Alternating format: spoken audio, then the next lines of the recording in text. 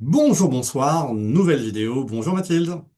Bonjour Jean-Philippe, bonjour tout le monde. Bonjour tout le monde. Alors, on enchaîne les vidéos là, avec Mathilde, c'est un vrai plaisir et on va te parler du modèle économique de la naturopathie. Peut-on vivre de l'activité de naturopathe ou plutôt est-ce qu'il ne faudrait pas plutôt penser à vivre vivre de la naturopathie ou vivre selon les principes de la naturopathie, that is the question. Le modèle économique des écoles, eh oui, parce que les écoles sont en soi un microcosme, un micro-marché. Qu'est-ce que t'en penses? Ah oui, c'est ça, hein, complètement. J'ai eu cette prise de conscience récemment moi, par rapport à ça. Je Ouais. me suis rendu compte que c'était un milieu d'entre-soi. Un milieu d'entre-soi. Ouais. Alors moi, quand j'ai découvert la naturo, l'école que j'ai faite, elle avait déjà quelques années. Et c'était une formation en 4 ans. Je crois que c'est en 90-91 qu'elle avait été créée. Et bien plus tard, je me suis rendu compte qu'une grande majorité des enseignants que j'avais eus étaient en fait les élèves de la première promo. Mm. OK? Et qu'en fait, quand ils me parlaient que oui, c'était possible de vivre de l'activité de la naturopathie, la preuve, ils en vivaient. Ils oubliaient juste quelques petits éléments. Premier élément, les cours. Ils donnaient beaucoup d'heures de cours. Pour une journée de cours, selon les écoles, c'est entre 300 à 600 euros la journée. Ensuite, ils incitaient beaucoup les étudiants à venir les voir en consultation. Et donc, en fait, il y avait des petits fan clubs, un tel, il y en a qui allaient voir beaucoup un tel, d'autres un tel. Et puis, ils ramenaient aussi la famille. Donc, c'est-à-dire que ça leur donnait une aura, le fait d'avoir d'être prof. Eh bien, les étudiants allaient les voir, et puis il y avait des étudiants qui allaient tous les voir. Et après, alors moi, j'avais pas les moyens d'aller les voir parce que j'autofinançais ma formation naturo en étant animateur en centre de loisirs. Je faisais des colos et je faisais du babysitting. Donc, tu vois, j'ai vraiment payé ma formation par moi-même avec des tout petits boulots. J'avais pas les moyens d'aller consulter Pierre-Paul Jacques. Voilà. Et puis après, ben, ces mêmes profs, ils proposaient des stages privés, où c'était des petits groupes qui allaient. Alors, c'est sûr qu'entre les cours, les consultations que ça rapportait et les stages à côté, ils en vivaient confortablement, voire très confortablement. Sauf que c'est pas un modèle économique qui est duplicable à l'ensemble des élèves. Et c'est pour ça que les élèves, quand on arrive en quatrième année, il y en avait certains qui étaient là à fond pour essayer d'intégrer l'école. C'était un petit peu le sésame pour pouvoir en vivre économiquement. Il y en a certains qui ont très très bien joué sur que j'ai connu, qui ont très bien joué là-dessus et qui en fait sont toujours restés dans le giron de l'école qui les avait formés. Et c'est un petit peu la tendance qu'on retrouve dans beaucoup d'écoles, euh, où en fait, alors ça permet aussi aux élèves de rester dans une forme, tu vois, dans de positionnement de dépendance vis-à-vis de l'école. Donc, comme tu espères intégrer l'école, donner des cours là, avec tout ce que ça comporte comme à côté, eh ben, c'est un peu une course en fait à celui qui va être le plus mieux vu. Donc la notion de discernement, c'est ça qu'on va aborder là, Mathilde, elle est quand même assez, comment dire, absente. Ah bah oui, complètement, hein. Complètement. Il n'y a pas du tout de. Ah non, puis c'est ce qu'on disait dans les précédents épisodes, c'est que l'étudiant va mal, donc il peut pas faire preuve de discernement. Il veut Ah, sortir de ce trou, donc il n'y a pas de preuve de discernement. Et, euh, et bah, par rapport à ce milieu de l'école, c'est que justement, donc le directeur, pour cette posture de devenez naturopathe, ça fonctionne, enfin bref, tout le blabla. mm, Mais à côté de ça, il recrute les copains mm, qui, eux, ont une activité qui fonctionne pas, donc ils sont formateurs, ils travaillent pour des labos. Et bah, moi, quand je vais dénoncer ça, on va me dire mais c'est n'importe quoi. Donc, ces gens qui disent que je dis n'importe quoi, c'est des formateurs et des gens qui travaillent pour les laboratoires, hein, et qui n'ont pas forcément d'expertise ou peu en cabinet. Et en mm. fait, ils nous vendent le modèle du cabinet. Alors que C'est eux-mêmes, ça, soit ils ne l'ont jamais fait, soit ils le font très peu. Et il n'y a pas de retour d'expérience. Mais on nous vend ce modèle-là. Et si on n'y arrive pas, c'est nous le problème. c'est ça. Ouais. Non, ça Et soulève un vrai, vrai problème. Le modèle en cabinet, en fait, est assez récent. Quand on regarde les naturopathes hygiénistes, des années 60, 70, début 80, il n'y avait pas cette naturopathie en cabinet. C'était plus, on parlait d'éducateurs de santé, de faire des petits cours, par exemple. T'en avais pas mal qui faisaient des petits cours, je sais pas, de 18h à 19h tous les jeudis. Et les gens venaient, et puis, tu vois, ils faisaient des cours. Et en fait, c'est apparu assez récemment avec toute la vague post-Marchesso. Marchesso, c'était le fondateur, enfin, personne qui a quand même bien œuvré au développement de la naturopathie en France. Et ceux qui sont arrivés derrière ont vraiment travaillé à essayer de transformer les naturopathes en, pas paramédical, mais tu vois, avec un cabinet, on reçoit Oui, mais si, individualisé. de plus en plus, parce que je le vois aujourd'hui avec la naturopathie fonctionnelle ou intégrative. Voilà, on va en parler. Ouais, Ça, ouais. c'est des médecins ratés hein, qui font ça et qui veulent se prendre pour des petits. Ah bah, c'est ce que je pense parce que quand je vois sur les réseaux. Mathilde, elle envoie des punchlines Ah, pire que moi. Alors moi, je pensais que j'étais quand même pas mal. Et alors, c'est génial parce que tu sors ça, t'as ton ton qui est déposé, et tu sors ça tranquillement. C'est des médecins ratés, hein, les naturopathes fonctionnels, les gens qui ont... Et tu sors ça avec... boum, et ça part, tu sais, tu prends ton bazooka, en fait. Tu t'en rends même pas compte. Et bam! non, pour moi, c'est normal. C'est vrai. Je sais pas, purée. Non mais, tu- Parce que quand je vois sur les réseaux, je vois, oui, on est formé par des médecins, on lit des analyses, mais en fait, on s'éloigne. C'est pas ça la naturopathie. Il y Ah a non, c'est vraiment pas ça. On est un d'accord, gros Mathilde. problème Il y a un gros, sur. gros problème. En fait, c'est que c'est vendeur. Je vois là, ils sont tous C'est sur ça, la on est les meilleurs. thyroïde. Oui, Et la la thyroïde, les problèmes inflammatoires, les problèmes de digestion, les problèmes féminins SPOC et comparse et endométriose, etc. Ouais, en fait, c'est tout ça, c'est des signes de dérèglement de terrain, en fait. c'est D'un ça. organisme qui est saturé. En fait, je me dis, en fait, moi, quand je vois toutes ces publications, j'ai arrêté de commenter parce que c'est trop épuisant. Et en fait, c'est qu'ils ont rien compris à la naturo. Ils travaillent sur le symptôme. Là, en fait, c'est un déséquilibre de terrain qui est bien en amont, qui est dû à une tension nerveuse, à des problématiques liées au sommeil, à l'hygiène alimentaire, etc. Et ils sont là avec la naturopathie fonctionnelle. Alors, ça fait bien, tu vois. Et tout est fonctionnel. Alors, tu as l'exercice fonctionnel, tu as l'alimentation fonctionnelle, tout devient fonctionnel.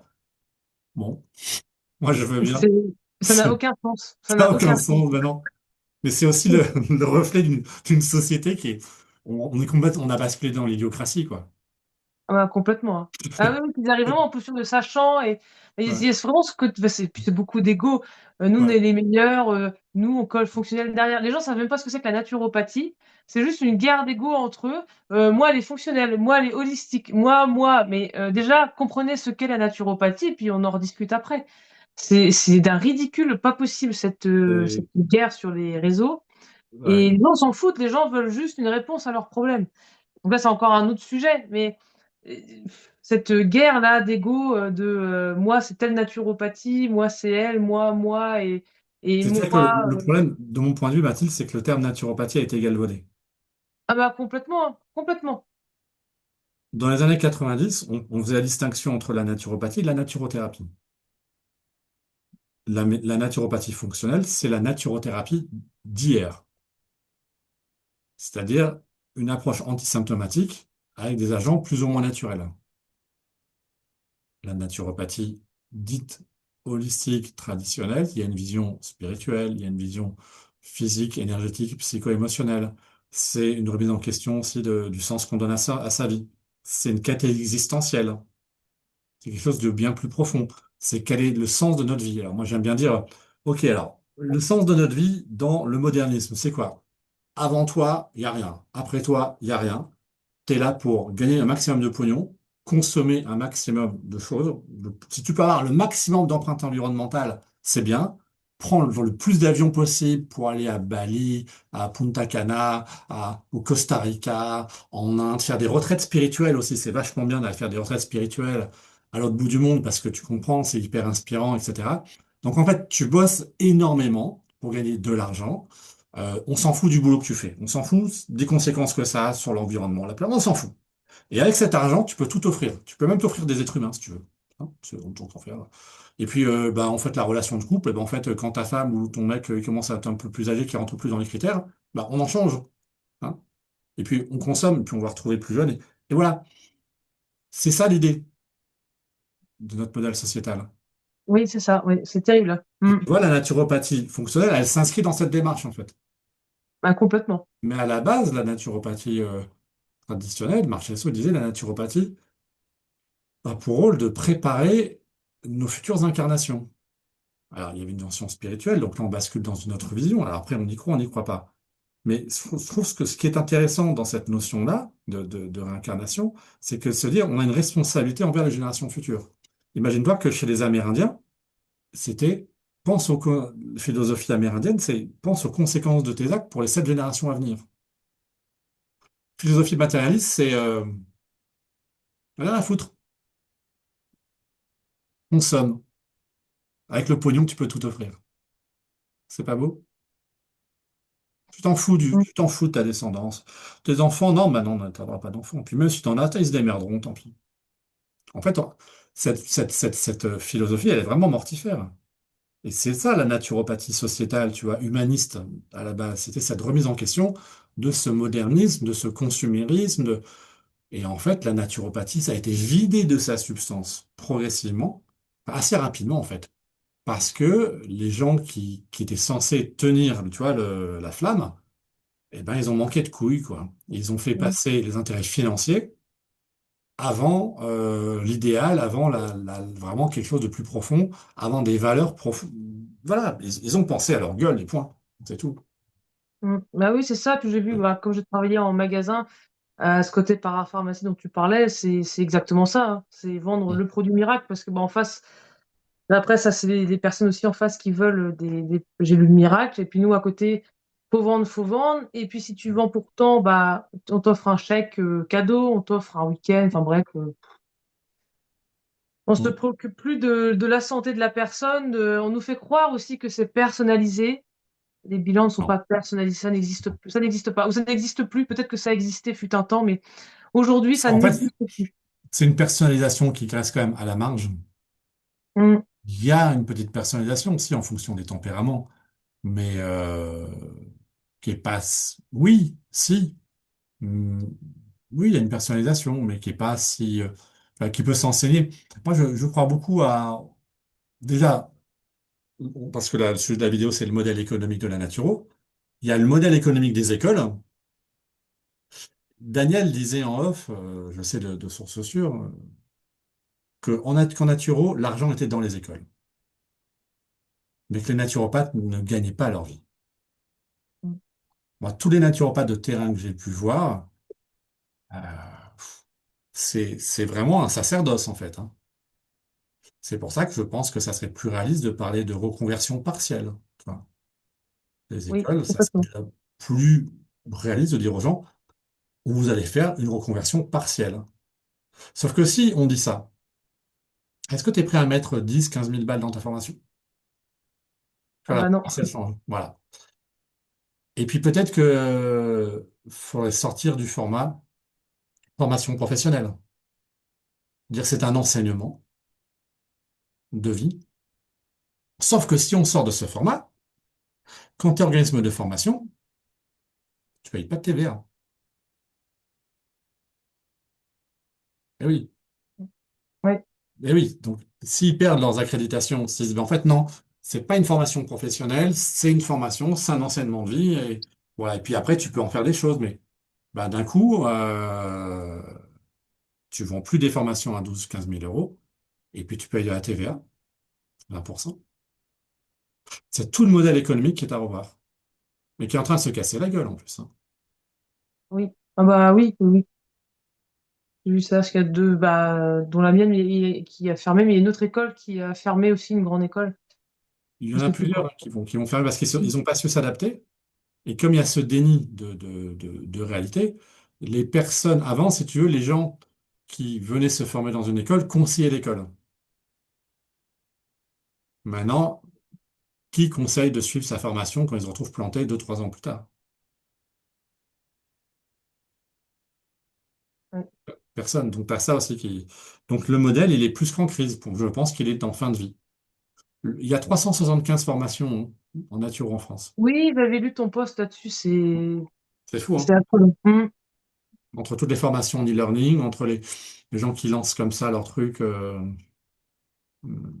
Et derrière, de toute façon, avec toujours les mêmes. Ce qui est marrant, c'est que si tu regardes au-delà des, des écoles, la promesse est toujours la même. Reconversion, un métier passion, un métier facile.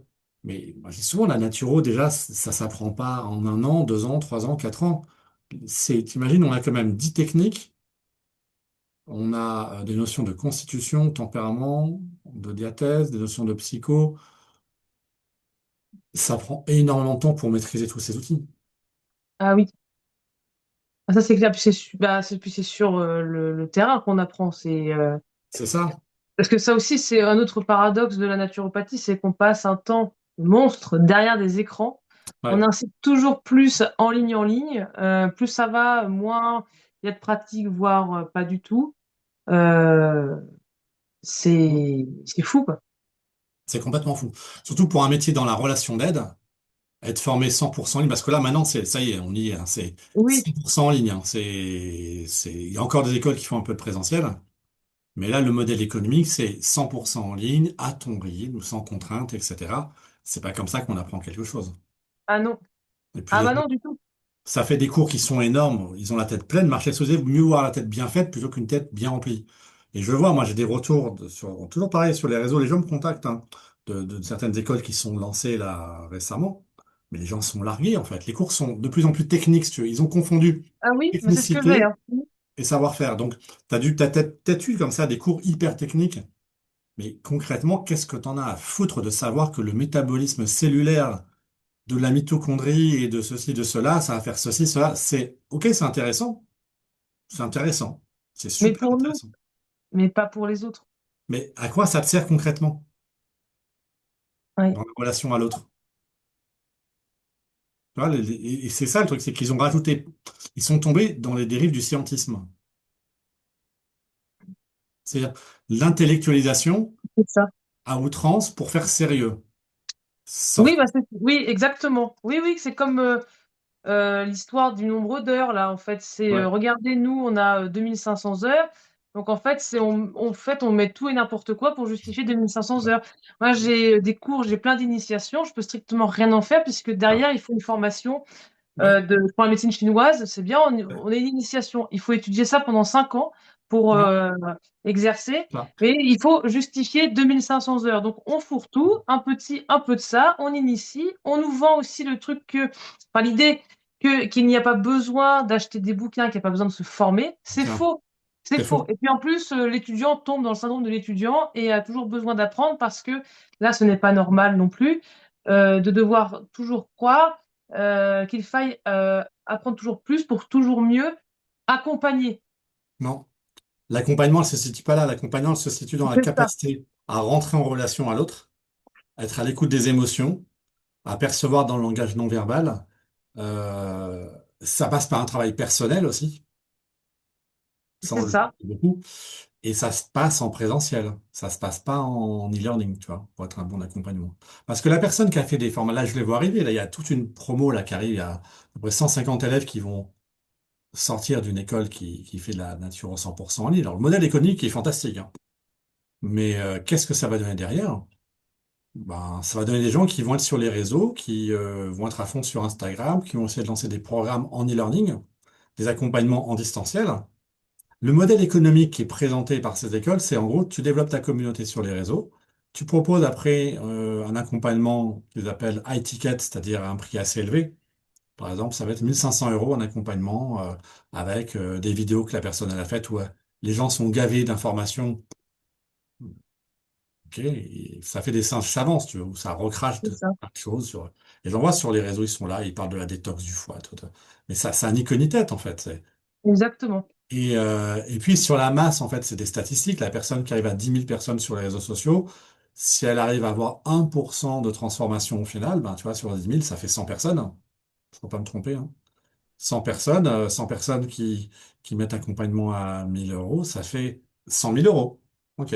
C'est un business, mais c'est pas de la nature, hein. On n'est plus dans de la C'est ça, nature. On est dans l'utilisation de connaissances scientifiques, enfin, on est dans de la naturopathie qui est alliée de connaissances scientifiques pour faire sérieux, et dans la commercialisation de fausses solutions, en sachant qu'on marche complètement sur les plates-bandes de la pratique illégale de la médecine. Exactement, oui. Mais moi, je Bah suis... oui. Ouais. Et puis il y a des élèves aussi qui viennent en école en pensant que, ça je l'ai vu aussi dans ma promo, en pensant avoir des protocoles pondus pour une pathologie. Mais C'est ça, ça. c'est ne pas comprendre la naturopathie, ne pas comprendre Ouais, la santé et comment fonctionne le corps. Enfin, c'est bah oui. complètement absurde. Mais Ouais. c'est ce qu'on nous vend aussi en magasin bio, hein, protocole. Il y a Enfin, cette dérive aussi. Ouais. Il y a cette dérive aussi. Il y a aussi le fait que les gens ne lisent plus. oui, bah ça, oui. Euh, alors c'est sûr qu'on va pas se faire des copains, hein. Mais bon, C'est pas le but, hein. c'est pas le but non plus, hein. Non, j'espère que ça va permettre à des personnes En tout cas, mettez-nous en commentaire, c'est important, les commentaires, les partages, les réflexions. Mais oui, il y a une véritable... il y a une dérive qui est là.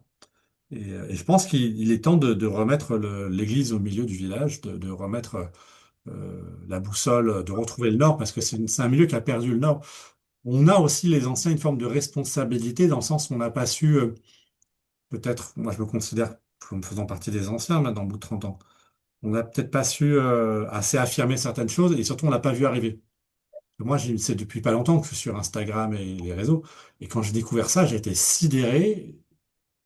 Par exemple, c'est une question d'éthique. Mais tu vois, c'est compliqué parce que moi, j'ai formé des gens à ISUPNAT, des gens que j'estime d'un point de vue personnel, humain, mais qui m'ont profondément déçu d'un point de vue de l'absence de leur éthique vis-à-vis de leur positionnement après sur les réseaux sociaux, la manière de se comporter, de vendre, par exemple, toutes ces publications des naturopathes influenceurs qui ne mentionnent pas communication à caractère commercial, où ils touchent des commissions derrière.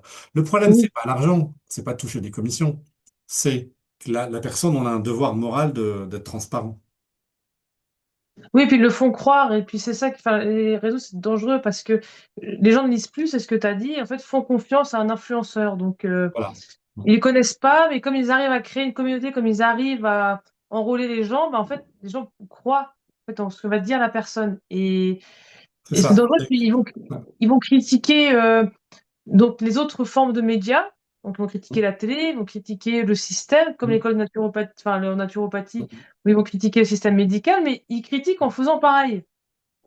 C'est que la compétence n'est pas liée au nombre de vues et au nombre de personnes suivies. Exactement. Et ce qui est terrible, c'est que tu as des gens aujourd'hui qui sont contactés pour faire tu sais, des sommets en ligne, des trucs et tout, parce qu'ils sont connus sur les réseaux. Mais ils Ouais, n'ont pas c'est de effrayant. compétences réelles, en fait. C'est que du fake. Mm. J'irais même plus la personne est suivie, il est possible qu'elle soit inversement, proportionnellement, tu vois, compétente dans le monde réel. Bah oui, parce que Il y a une décorrélation. normalement, oui, puis normalement, on n'a pas le temps. On n'a pas le Quelqu'un qui temps. passe beaucoup de temps sur les réseaux, c'est pas normal parce qu'on n'est pas censé avoir le temps de le faire. C'est ça. Ça prend, si on veut vraiment dans les vidéos, les montages et tout, c'est compliqué. C'est compliqué Donc, d'avoir une présence forte, structurée. C'est qu'en fait, la personne a eu vraiment une stratégie pensée, très bien pensée. Alors, ça marche économiquement, mais on n'est plus dans la thérapie. On n'est plus dans la thérapie. On n'est plus dans l'optique du thérapeute, de prendre mm, soin.